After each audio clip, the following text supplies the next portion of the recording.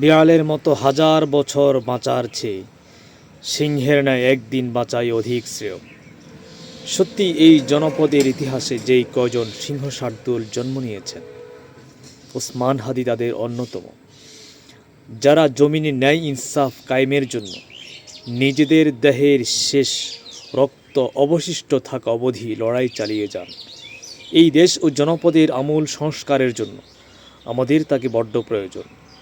তার অকাল প্রয়াণে একটি বলিষ্ঠ কণ্ঠস্বর চিরতরে স্তব্ধ হয়ে যাবে, এমন একটি কণ্ঠ স্তব্ধ হয়ে যাক, এটি কেউই চায় না।